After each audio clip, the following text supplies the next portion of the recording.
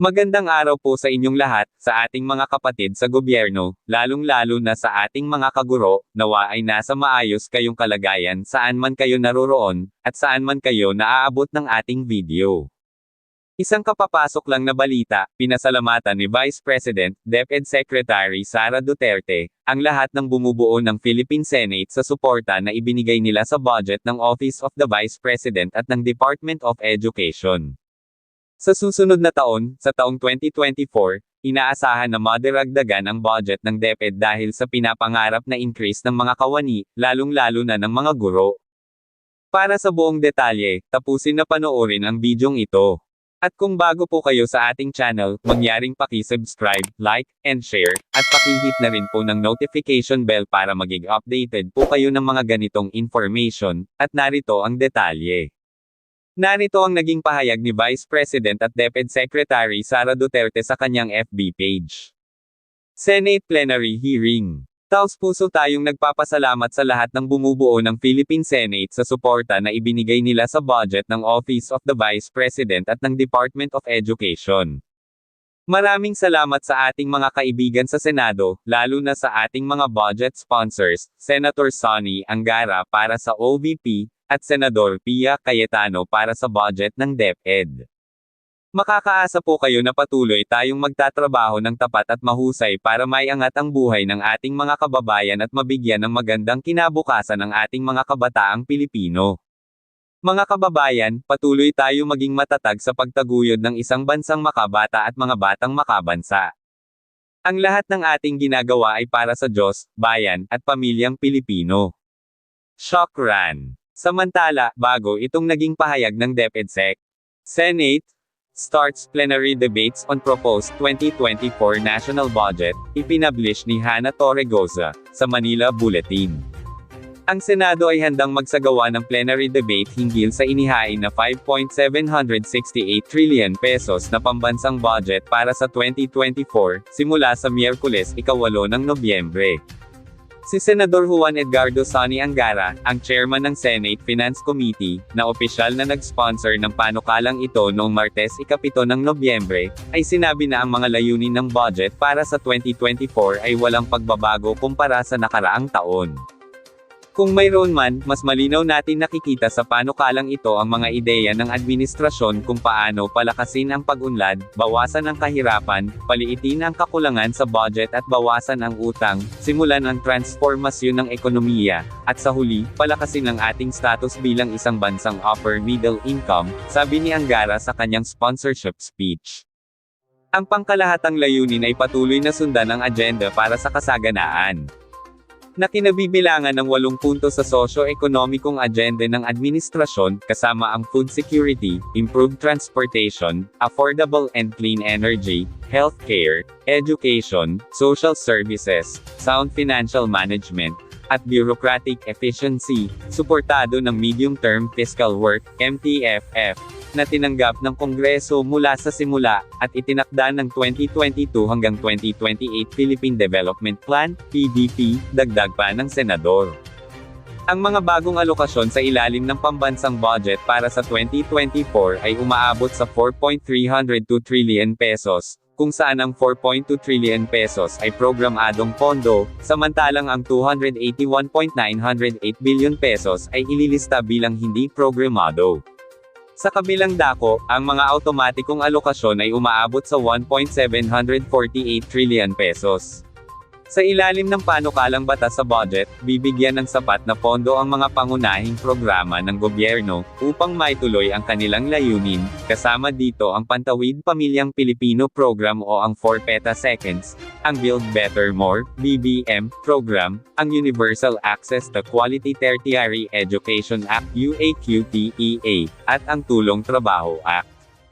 Ang inihain na budget para sa 2024 ay naglaan din ng 107.75 na bilyong piso para sa mga pangunahing programa ng kagawaran ng pagsasaka, na layuning mapanatili ang seguridad sa pagkain. Nagpatuloy din ang tulong pinansyal para sa mga mangingisda at magsasaka. Ang budget para sa susunod na taon ay nagtitiyak din na ang mga programa sa infrastruktura ng kagawaran ng transportasyon, DOTR, ay mapupundohan ng buo at kasama na ang alokasyon para sa subsidies sa fuel ng pampasaherong sasakyan, PUVs. Itinaas din ang budget ng kagawaran ng edukasyon, DepEd, ng 3.5 na bilyong piso, nadagdagan din ang pondo upang tugunan ang kakulangan ng bansa sa mga manggagawang pangkalusugan. Ang Komite sa Pananalapi ay nag-endorso rin ng karagdagang pondo para sa sektor ng depensa ng bansa upang palakasin ang kakayahan nito sa pagtatanggol sa pambansang seguridad lalo na sa West Philippine Sea.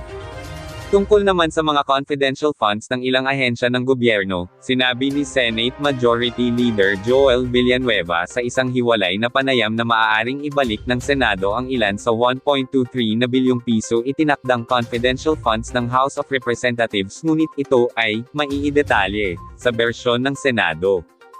Ayon kay Villanueva, mayroon pa ring napakalaking karamihan ng mga senador na tutol sa pagbibigay ng Confidential at Intelligence Funds (CIF) sa mga ahensyang sibilyan.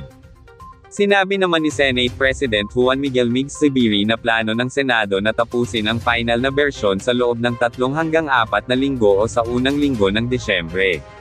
Sa tingin ko, ang 2024 budget ay handa ng lagdaan ng Pangulo sa ikalawang linggo ng Disyembre, sabi ni Zubiri matapos ang talumpati ni Japan Prime Minister Fumio Kishida sa Kongreso noong nakaraang linggo.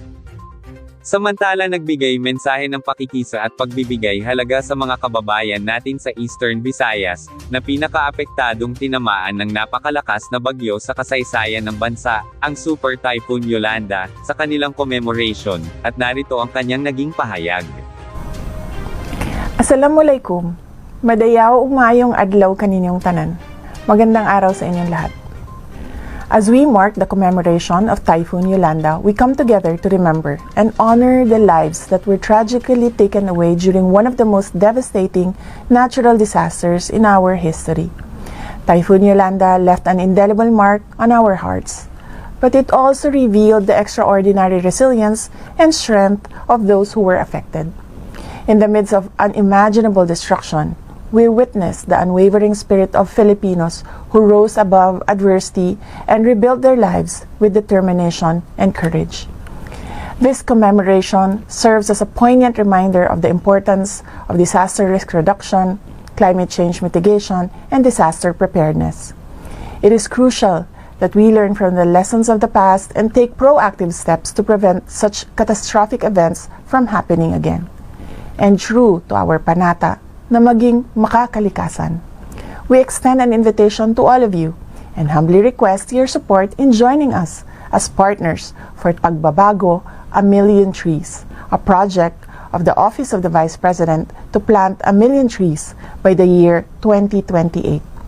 Likewise, by investing in resilient infrastructure, early warning systems, and education on disaster preparedness, we can safeguard our communities and mitigate the impact of future calamities. Let us also acknowledge the tireless efforts of our brave first responders, volunteers, and humanitarian organizations who during those darkest days worked tirelessly to provide aid, support, and solace to those in need. Their dedication and selflessness were instrumental in helping affected communities rebuild their lives and regain hope for a brighter future. Today, as we remember the lives lost, let us unite in solidarity and recommit ourselves to creating a safer, more resilient future defined by sustainable development. Together, we can build communities that are better prepared to face the challenges posed by natural disasters and climate change. Mga kababayan, patuloy tayong maging matatag sa pagtaguyod ng isang bansang makabata at mga batang makabansa. At dito po Ang lahat nagtatapos ng ang ating ating ginagawa video, at ay kung para sa nagustuhan Diyos, niyo po sa ang bayan, ating at sa video, pamilyang mag-iwan ng Pilipino. mensahe kung Syukran. saan man kayo naabot ng ating video, para po patuloy kayo maka-access ng latest information, mangyaring paki-subscribe, like at share para ma-notify po kayo ng mga latest updates. Maraming salamat po.